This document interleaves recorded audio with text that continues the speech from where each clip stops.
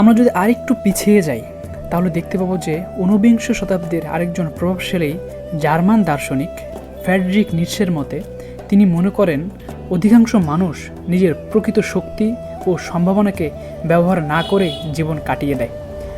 সমাজের নিয়ম, ভয় এবং নিরপেক্ষতার মোহ মানুষকে নিজের প্রকৃত সত্য থেকে দূরে সরিয়ে দেয়।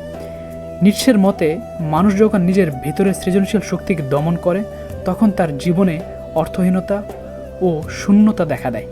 দার্শনিক সমাজে যারা প্রথম সারিতে অবস্থান করে তাদের মধ্যে উল্লেখযোগ্য হচ্ছেন সক্রেটিস।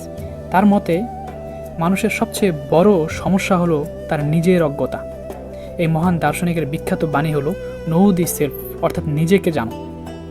সক্রেটিস মনে করতেন মানুষ যখন নিজের প্রকৃত নৈতিকতা ও উদ্দেশ্য সম্পর্কে চিন্তা করা বন্ধ করে দেয় তখন সে প্রকৃত অর্থে নিজেকে হারিয়ে ফেলে, অর্থাৎ তার কাছে আত্মা হারানো মানে ছিল নৈতিক ও জ্ঞানগত অন্ধত্ব।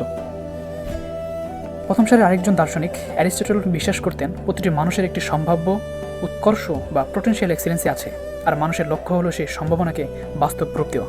তার মতো যখন মানুষ প্রকৃত গুণাবলী বিকশিত করতে পারে না তখন সে অসম্পূর্ণ জীবনযাপন করে। তার ভাষায় এটি আত্মা হারানো নয় বরং মানব সভ্যতার অপচয়। আল্লাহ সুবহানাহু ওয়া তাআলা আমাদেরকে নিজস্ব সত্তা দিয়ে, জ্ঞান গরিমা দিয়ে সৃষ্টি করেছেন, তাই আমাদের উচিত আমাদের নিজের মতো করে বাঁচা। ভিডিওটা খুব বেশি দীর্ঘায়িত করব না। ভিডিওটি যদি ভালো লাগে অবশ্যই লাইক এবং সাবস্ক্রাইব করে আমাদের সঙ্গে থাকার অনুরোধ রইল। আর আপনার মনে যদি কোনো প্রশ্ন জাগে আমাদের কমেন্ট বক্সে অবশ্যই জানাবেন, এবং সেটা নিয়েও আমরা কোনো এক সময় যদি সময় হয় বা সুযোগ পাই সেটা নিয়ে আলোচনা করব। দেখা হচ্ছে পরবর্তী ভিডিওতে। সে পর্যন্ত নিজের এবং পরিবারের খেয়াল রাখবেন। খোদা হাফেজ। আসসালামু আলাইকুম ওয়া রাহমাতুল্লাহি ওয়া বারাকাতুহু।